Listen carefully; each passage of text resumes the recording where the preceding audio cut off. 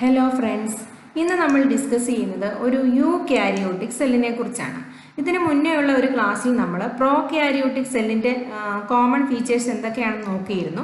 ഇന്ന് നമ്മൾ നോക്കുന്നത് അതിൽ നിന്നും വ്യത്യാസമായി യൂക്യാരിയോട്ടിക് സെല്ലിനുള്ള കോമൺ ഫീച്ചേഴ്സ് എന്തൊക്കെയാണെന്ന്. ഇതിൽ കാണിച്ചിരിക്കുന്നത് ആനിമൽ സെല്ലും പ്ലാന്റ് സെല്ലും ഉണ്ട്. നമുക്കറിയാം ആനിമൽ സെല്ലും പ്ലാന്റ് സെല്ലും എന്ന് പറയുന്നത് രണ്ടും യൂക്യാരിയോട്ടിക് സെൽസിലാണ് വരുന്നത്.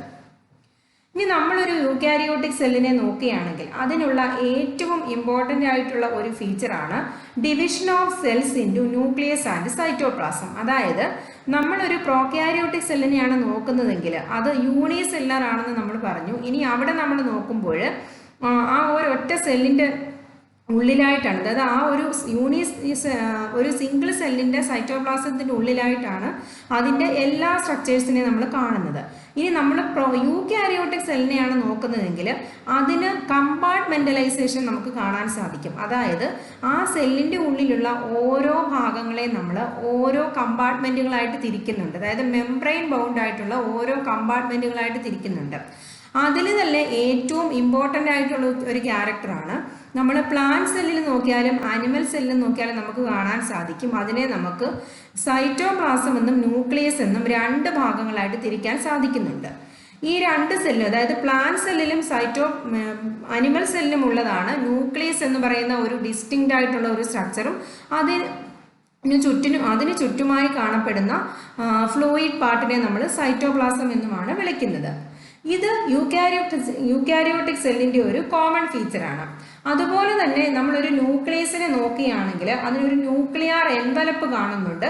അതുപോലെ തന്നെ ഈ ന്യൂക്ലിയർ എൻവലപ്പിൻ്റെ പുറത്തായി നമുക്ക് ന്യൂക്ലിയർ പോർ എന്ന് പറയുന്ന സ്ട്രക്ചർ, അത് ഇവിടെ നോക്കിയാൽ നമുക്ക് കുറേ സുഷിരങ്ങൾ പോലെയുള്ള സ്ട്രക്ചർ ഈ രണ്ട് ന്യൂക്ലിയസിൻ്റെയും ഏറ്റവും പുറത്തായി നമുക്ക് കാണാൻ സാധിക്കും.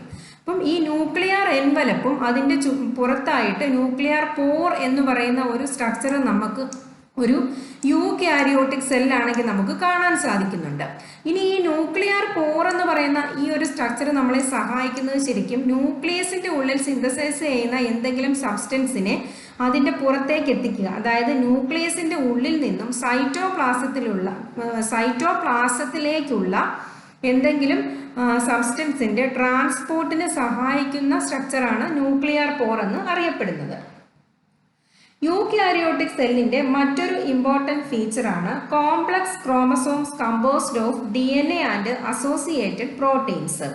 അതായത് നമ്മൾ പ്രോക്യാരിയോട്ടിക് സെല്ലിനെ നോക്കുകയാണെങ്കിൽ അതിനകത്ത് നമുക്ക് അവരുടെ ജനറ്റിക് മെറ്റീരിയൽ എന്ന് പറയുന്നത് അതിൻ്റെ സൈറ്റോപ്ലാസത്തിൽ നേക്കഡ് ആയിട്ടാണ് കാണപ്പെടുന്നത്.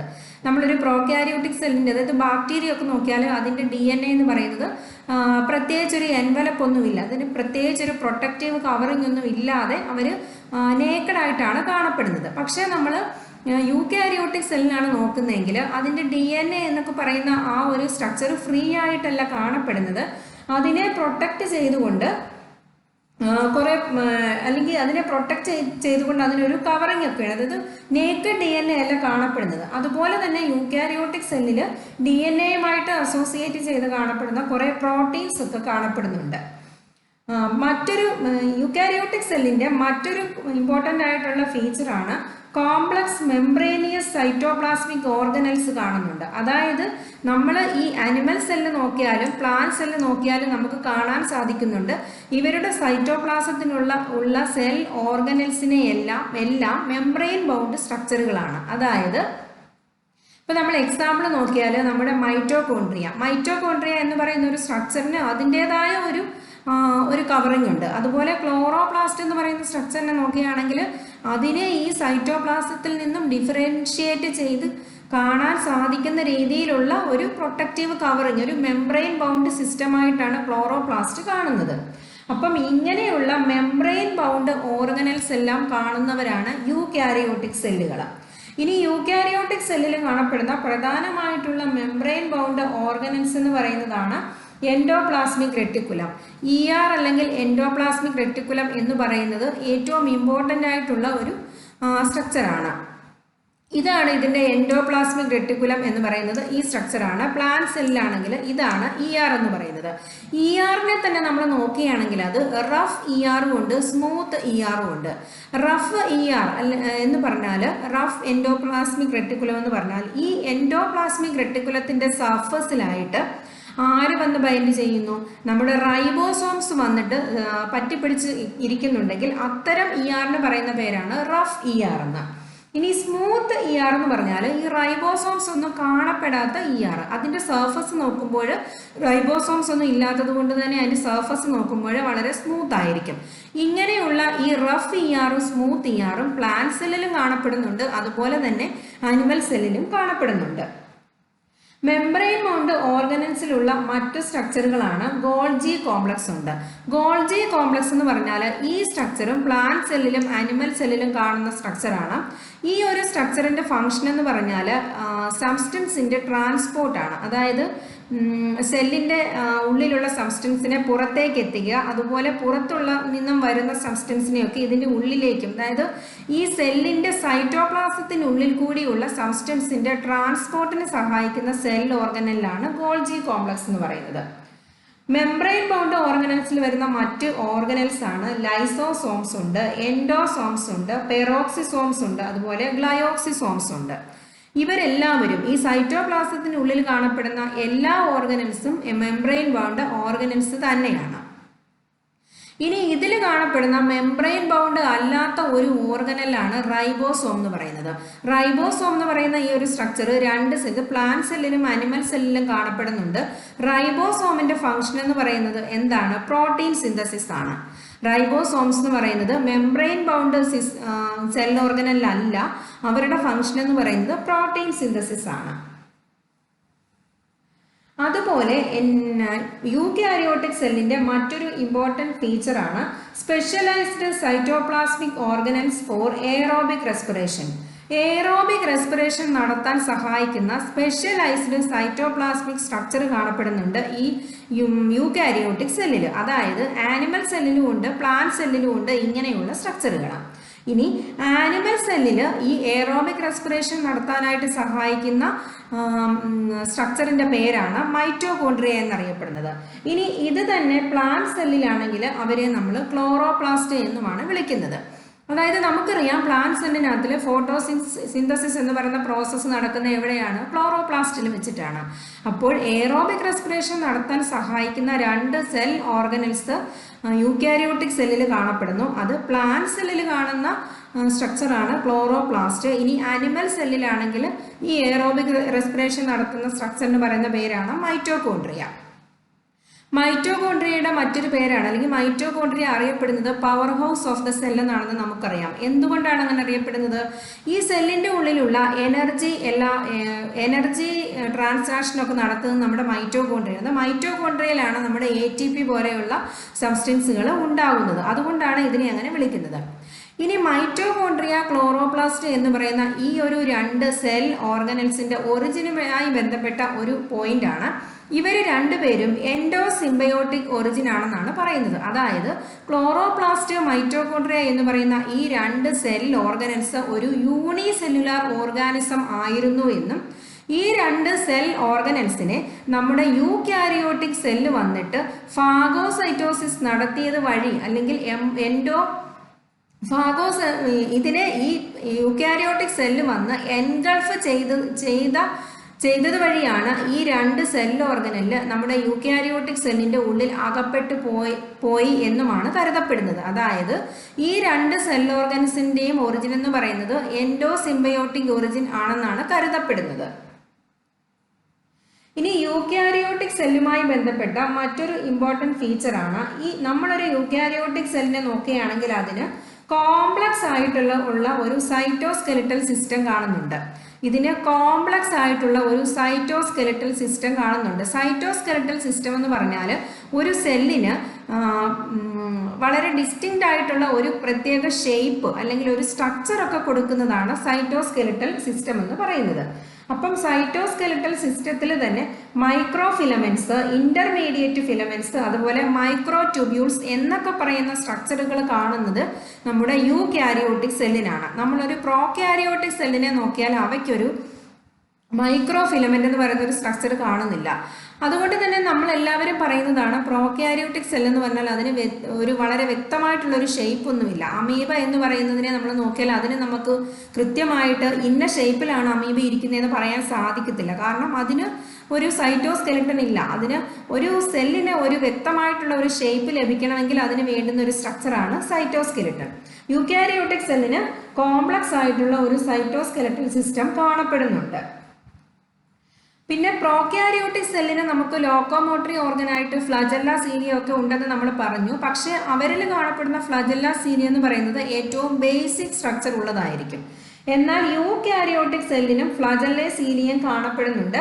ഇവർക്ക് കാണപ്പെടുന്ന ഫ്ലജല്ല സീലിയ എന്നൊക്കെ പറയുന്നത് കോംപ്ലക്സ് സ്ട്രക്ചർ ആയിരിക്കും. കാരണം എന്താണ്? യൂകാരിയോട്ട് എന്ന് പറയുന്നതാണ് പ്രോകാരിയോട്ടിനേക്കാളും കുറച്ചുകൂടി ഹൈലി അഡ്വാൻസ്ഡ് ആയിട്ടുള്ള ഗ്രൂപ്പ്സ്. അതുകൊണ്ട് തന്നെ ഇവരിൽ കാണപ്പെടുന്ന ഫ്ലജല്ല സീലിയ എന്ന് പറയുന്നത് കോംപ്ലക്സ് സ്ട്രക്ചർ ആയിരിക്കും കാണുന്നത്. ഇതിൽ അത് മെയിനായിട്ട് നമ്മൾ സീലിയ എന്നൊക്കെ പറയുന്ന ഒരു സ്ട്രക്ചർ കാണപ്പെടുന്നത് മെയിനായിട്ടും ആനിമൽ സെല്ലിലാണ് കാണുന്നത്. ലോക്കോമോഷൻ എന്ന് പറയുന്ന ഒരു കഴിവുള്ള സെൽസിലാണ് ഈ ഫ്ലജല്ല സീലിയ എന്ന് പറയുന്ന സ്ട്രക്ചറുകളൊക്കെ കാണപ്പെടുന്നത്. അതുപോലെ ഈ ഒരു അതായത് നമ്മുടെ യൂകാരിയോട്ടിക് സെല്ലിന്റെ മറ്റൊരു ഇമ്പോർട്ടൻ്റ് ആയിട്ടുള്ള ഒരു കഴിവാണ് ഇവർക്ക് ability to ingest fluid and particulate material by enclosure within the plasma membrane vesicles. അതായത് ഇവർക്ക് എൻഡോസൈറ്റോസിസ് നടത്താനും അതുപോലെ ഫാഗോസൈറ്റോസിസ് നടത്താനും ഉള്ള കഴിവുണ്ട്. ഫാഗോസൈറ്റോസിസ് എന്ന് പറഞ്ഞാൽ എന്താണ്? ഒരു സെല്ല് വന്നിട്ട് മറ്റെന്തെങ്കിലും അതിനടുത്തിരിക്കുന്ന ഒരു സബ്സ്റ്റൻസിനെ വിഴുങ്ങി അതിൻ്റെ ഉള്ളിലാക്കുന്നുണ്ടെങ്കിൽ അതിന് പറയുന്ന പേരാണ് ഫാഗോസൈറ്റോസിസ്. അപ്പം ഈ ഒരു സെല്ല് വരുന്നു, ഈ ഒരു സെല്ല് വന്നിട്ട് അതിന് തൊട്ടടുത്തിരിക്കുന്ന വേറെ എന്തെങ്കിലും ഒരു ഫോറിൻ സബ്സ്റ്റൻസിനെ ഇതിൻ്റെ ഉള്ളിലേക്ക് വിഴുങ്ങിയെടുക്കുന്നു. അതിന് പറയുന്ന പേരാണ് ഫാഗോസൈറ്റോസിസ്. അതുപോലെ തന്നെ ഇവർക്കുള്ള മറ്റൊരു ക്യാരക്ടറാണ് എൻഡോസൈറ്റോസിസ്. എൻഡോസൈറ്റോസിസ് എന്ന് പറഞ്ഞാൽ ഈ ഒരു സെല്ല് വന്നിട്ട് ഇതിൻ്റെ ഔട്ടർ മെംബ്രെയിൻ, അതായത് ഈ സെല്ലിൻ്റെ ഔട്ടർ മെംബ്രെയിനിൽ അകത്തേക്ക് ഒരു കുഴിവുണ്ടാവുകയും ഈ കുഴിവിലേക്ക് പുറത്തു നിന്നുള്ള ഒരു സബ്സ്റ്റൻസിനെ എടുക്കുകയും അതിനുശേഷം അതിൻ്റെ ഉള്ളിലേക്ക് ഒരു വെസിക്കിൾ പോലെ ഫോം ചെയ്ത് അതിൻ്റെ ഉള്ളിലേക്ക് പോവുകയും ചെയ്യുന്നു. ഇങ്ങനെയുള്ള എൻഡോസൈറ്റോസിസ് എന്നും ഫാഗോസൈറ്റോസിസ് എന്നും പറയുന്ന രണ്ട് പ്രോസസ്സുകൾ നടത്താൻ കഴിവുള്ളവരാണ് യൂകാരിയോട്ടിക് സെല്ലുകൾ. അതുപോലെ നമ്മൾ യൂകാരിയോട്ടിക് സെല്ലിന് തന്നെ പ്ലാന്റ് സെല്ലിനെ നോക്കുകയാണെങ്കിൽ അതിനൊരു സെൽ വോൾ ഉണ്ട്. നമ്മൾ യൂകാരിയോട്ടിൽ തന്നെ പ്ലാന്റ് സെല്ലിനെ നോക്കുകയാണെങ്കിൽ അതിൻ്റെ ഏറ്റവും ഔട്ടറായിട്ടുള്ള പ്രൊട്ടക്റ്റീവ് കവറിങ്ങിൻ്റെ പേരാണ് സെൽ വോൾ എന്ന് പറയുന്ന ഒരു സ്ട്രക്ചർ ഉണ്ട്. എന്നാൽ നമ്മളൊരു ആനിമൽ സെല്ലിനെയാണ് നോക്കുന്നതെങ്കിൽ അവർക്ക് സെൽ വോൾ എന്ന് പറയുന്ന ഒരു സ്ട്രക്ചർ കാണപ്പെടുന്നില്ല. അവർക്കുള്ളത് സെൽ മെംബ്രെയിൻ ആണ്. ഇനി നമ്മൾ പ്ലാന്റ് സെല്ലിനെ നോക്കുകയാണെങ്കിൽ സെൽ വോളിൻ്റെ ഉള്ളിലായിട്ട് അവർക്ക് സെൽ മെംബ്രെയിനും കാണപ്പെടുന്നുണ്ട്. പ്ലാന്റ് സെല്ലിൻ്റെ സെൽ വോൾ എന്ന് പറയുന്ന സ്ട്രക്ചർ നിർമ്മിച്ചിരിക്കുന്നത് മെയിനായിട്ടും സെല്ലുലോസ് വെച്ചിട്ടാണ്. എന്നാൽ സെല്ലുലോസ് അല്ലാതെ ഹെമി സെല്ലുലോസ്, പെക്റ്റിൻ എന്നൊക്കെ പറയുന്ന പല സബ്സ്റ്റൻസുകൾ വെച്ചിട്ടും പ്ലാന്റ് സെല്ലിൻ്റെ സെൽ വോൾ നിർമ്മിച്ചിട്ടുണ്ട്. അതുപോലെ സെൽ ഡിവിഷനുമായി ബന്ധപ്പെട്ട് മൈക്രോ ട്യൂബ്യൂൾസ്, അതുപോലെ മൈറ്റോട്ടിക് സ്പിൻഡിൽ എന്നൊക്കെ പറയുന്ന സ്ട്രക്ചേഴ്സുകൾ ഡെവലപ്പ് ചെയ്യാനുള്ള കഴിവുള്ളവർ യൂകാരിയോട്ടിക് സെല്ലിലാണ്. ഈ സെൽ ഡിവിഷന്റെ സമയത്ത് ക്രോമസോംസിനെ രണ്ട് പോളിലേക്കും വലിച്ചുകൊണ്ട് പോകാൻ സഹായിക്കുന്ന സ്പിൻഡിൽ ഫൈബറുകളൊക്കെ ഒറിജിനേറ്റ് ചെയ്യാൻ കഴിവുള്ളവരാണ് യൂകാരിയോട്ടിക് സെല്ല്. അത് രണ്ട് സെൽസിന്, അതായത് പ്ലാന്റ് സെല്ലിലും അനിമൽ സെല്ലിലും ഇങ്ങനെയുള്ള സ്ട്രക്ചറിന്റെ ഫോർമേഷനൊക്കെ കാണപ്പെടുന്നുണ്ട്. എന്നാൽ നമ്മളൊരു പ്രോകാരിയോട്ടിക് സെല്ലിനെയാണ് നോക്കുന്നതെങ്കിൽ അവർക്ക് സ്പിൻഡിൽ ഫോർമേഷൻ ഒന്നും കാണപ്പെടുന്നില്ല. അവരുടെ സെൽ ഡിവിഷൻ എന്ന് പറയുന്നത് തന്നെ വളരെ ബേസിക് ലെവലിലുള്ള ഒരു പ്രോസസ്സ് ആയിരിക്കും. അതായത് ഒന്നുകിൽ ഒരു ബൈനറി ഫിഷനോ അങ്ങനെയുള്ള, അല്ലെങ്കിൽ ബഡിങ് അങ്ങനെയുള്ള എന്തെങ്കിലും പ്രോസസ്സുകൾ ഉപയോഗിച്ചിട്ടാണ് പ്രോകാരിയോട്ടിക് സെല്ലിന്റെ സെൽ ഡിവിഷൻ എന്ന് പറയുന്നത് നടക്കുന്നത്. ഇനി നമ്മൾ ഒരു യൂകാരിയോട്ടിക് സെല്ലിനെ നോക്കുകയാണെങ്കിൽ അതിനുള്ള ഏറ്റവും ഇമ്പോർട്ടൻ്റ് ആയിട്ടുള്ള ഒരു ഫീച്ചറാണ് അവർ ഡിപ്ലോയിഡ് കണ്ടീഷൻ കാണിക്കുന്നു എന്ന്. അതായത് അവർ 2n കണ്ടീഷനാണ് കാണിക്കുന്നത്. നമ്മളൊരു യൂകാരിയോട്ടിക് സെല്ലിനെ നോക്കിയാൽ അതിനകത്തിൽ ഒരു ജീൻസിൻ്റെ 2 കോപ്പീസ് കാണുന്നുണ്ട് ഓരോ സെല്ലിനകത്തും. ഒരു ജീൻസിന്റെ 2 കോപ്പീസ് വെച്ച് കാണുന്നുണ്ടെങ്കിൽ അതിനെ നമ്മൾ ഡിപ്ലോയിഡ് കണ്ടീഷൻ എന്ന് പറയുന്നു.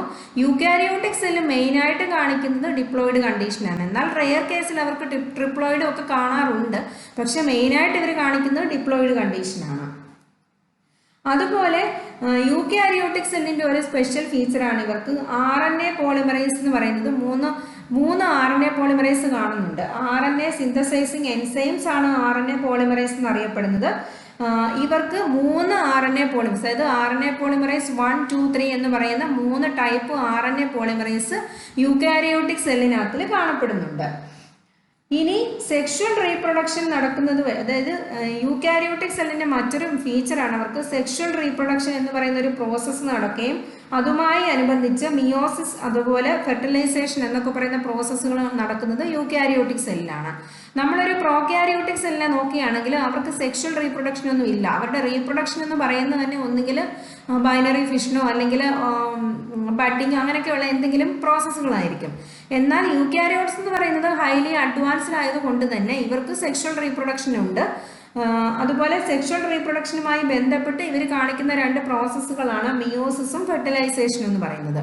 മിയോസിസ് എന്ന് പറഞ്ഞാൽ റീപ്രൊഡക്റ്റീവ് സെല്ലിന്റെ ഡിവിഷൻ ആണ് പറയുന്നത് മിയോസിസ് എന്ന് പറയുന്നത്. അതുപോലെ ഫെർട്ടിലൈസേഷൻ കാണിക്കുന്നതും യൂക്കാരിയോട്ടിക് സെല്ലിലാണ്. ഇന്ന് നമ്മൾ ഡിസ്കസ് ചെയ്തത് ഒരു പ്രോകാരിയോട്ടിക് സെല്ലിനെയും യൂക്കാരിയോട്ടിക് സെല്ലിനെയും തമ്മിൽ കമ്പയർ ചെയ്യുമ്പോൾ യൂക്കാരിയോട്ടിക് സെല്ലിനുള്ള സ്പെഷ്യൽ ഫീച്ചേഴ്സ് എന്തൊക്കെയാണ് എന്നുള്ളതാണ് നമ്മൾ ഇന്ന് ഡിസ്കസ് ചെയ്തത്. മറ്റൊരു ടോപ്പിക്കുമായി വീണ്ടും കാണാം. Thank you.